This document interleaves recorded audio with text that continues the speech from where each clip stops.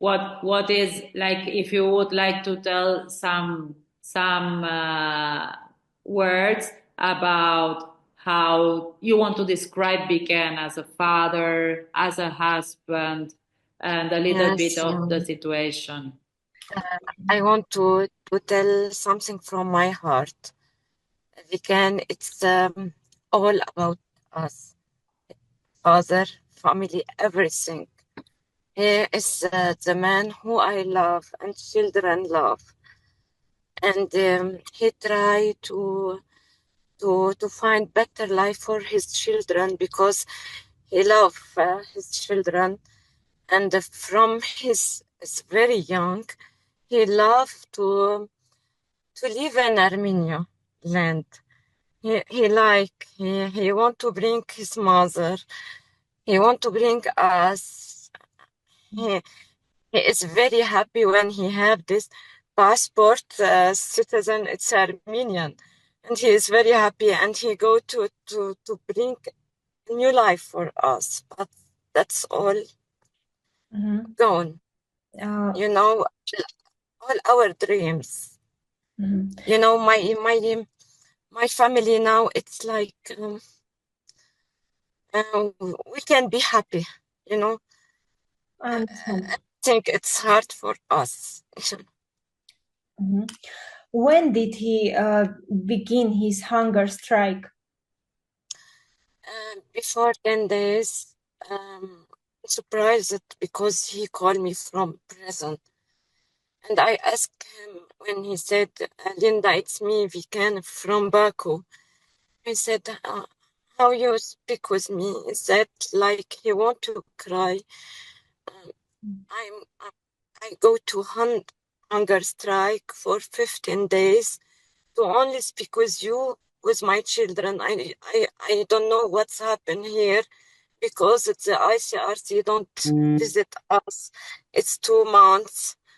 And I don't know what happened, what is the problem. So I want to ask him more question, but I can't because I listen, he want to stop the call only when they said he go to the hunger strike, you know, they will not can more talk. Yes. Simply, so when was the last time you spoke with him? Via ICRC. It's from February 21. It's like 2 months before. Right, Luciana? Yes. And all other families also, the last time they received a call, it was February 21st.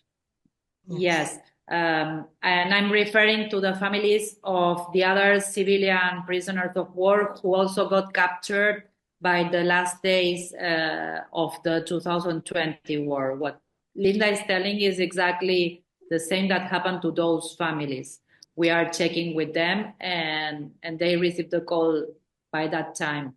But there are many irregularities that Linda is like telling, and maybe we are not always updating. For instance, like if I'm not mistaken, Linda, you follow me with what I'm saying. Like 6 months ago, they were sending them videos, recordings from their families. In the case of Linda, from Vicken, and Vicken during summer, Vicken was wearing winter clothes. And it was not only for Linda's, it was also for the families of another civilians. So we don't actually have like an updated proof of life. It's always like something that doesn't match the season, and if it's very warm. And also the Canadian number that called her, which was weird as well.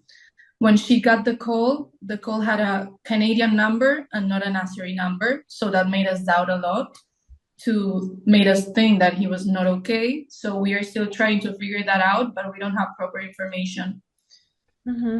So, when was the last time the Red Cross visited him? Do you know anything about his condition from them? Every time, always the Red Cross, they have like secrets. They don't give you information. If I hear from Vicken something, they don't say it's right. Always it's different between Vicken phone, what he told me, and different what they told me.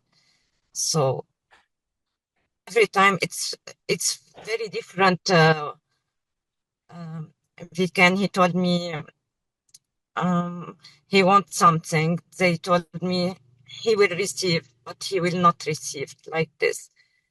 All the time he is okay, but when he called me on the phone, he is not okay. When I told the Red Cross that they want to give him like medicine, they said the doctor see him, he is fine. Every time it's not like what Vicken told me on the phone. It's different. I know because they have this work with, I don't know, it's like a secret. I understand. What actions, if any, have been taken by Lebanese government so far? Yes, we try, and many official Lebanese trying to call ambassador of here of Azerbaijan, consul of Azerbaijan, and many times they invite him to official office in Lebanon, but they don't have any answer from him. It's two times they invite him, and this consul, he promised to give him information, but always no information, no answer about the Vicken cases. What about Armenian government? Did they? Armenian government has the case before the European Court. That is something. And when they also find out about and this is taken at the Office of the International Representative. That Euljekjian used to be the representative. I think he resigned like 20 years ago, and we were in contact. We found out statement that hunger strike. We contact that may contact us just to see if we submit the hunger strike as a new fact and supplement the case before the European Court. That is the action that Armenia was taking. On the other side, like prisoners, the families of prisoners, and we found out from prison, actually, Linda was received the news by Vicken, and Vicken was actually told via Ludwig that families were receiving some financial aid. And that's how we started legal actions with Linda like 2 years ago. And the Office of the Ombudsman, which now the ombudsperson is Minassian, they are helping us every month trying to have this aid, which is the thing that should be still working for another families as well, because having the husbands in prison, it's a terrible burden for the women, especially women like Linda alone in Beirut, and also with women who please, which I know, like I can totally testify that they are struggling. This is a different action. Like we are not, we are here for humanitarian reasons. So whatever we can do for the family, not only for the Euljekjian family, and also for families of other civilians detained since 2020. That is the work that we are doing with Linda and the other wives. So, what are your next steps? What actions are you planning in the near future? I believe we have to, besides the letter to International Red Cross, which was addressed to Geneva, the next step is trying to have some partnerships in order to reach out to the European Council and the Human Rights Committee. We have done some actions before, and also with the aid of Christian Solidarity. And they were like doing some side events in Brussels, but we have to go back to that, because what Linda is trying to explain is like she used to receive communications via calls. Then she receives the letter from Vicken, which is written in Armenia, actually, and she used to send me every month the letter also. And she prepared a box. Every 6 months, prisoners are entitled to receive a box. So Linda is preparing a box. Coffee, cigarettes, sometimes it's clothes, whatever Vicken is requiring for her to fill. This last time, she didn't even have like a lot of budget. So she sent kind of a small box. She's kind of sad because last week she was told to send the box, which, by the way, we don't know exactly to whom, because ICRC is not allowed. Allegedly, it's not allowed to enter Golustan prisoner. I don't know. We don't even know if he's still in Golustan prison.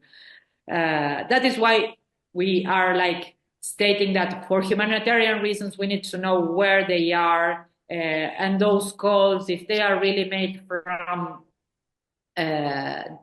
via ICRC or not, because that is the case. Like Vicken was supposed to be on hunger strike, and maybe the hunger strike is ongoing. What Linda was explaining is like they were talking for 3 minutes, and after that, someone in Azerbaijani language was like in Turkish, but their language was telling like, okay, you have to cut. He was arguing with those guys. Like he wanted to speak longer, and then the communication was cut. All these actions, we need a lot of visibility. That's why the next move is probably to go to European Council and try to see if we can have some visibility there. And we will try to organize another actions as well, because the thing is like, we know we have a lot of engagement in Armenian communities, but the issue is going outside I was trying also to reach the British ambassador in Armenia, because we might have some reactions from there. Okay, that's part of the plan for this moment. Thank you so much for this conversation.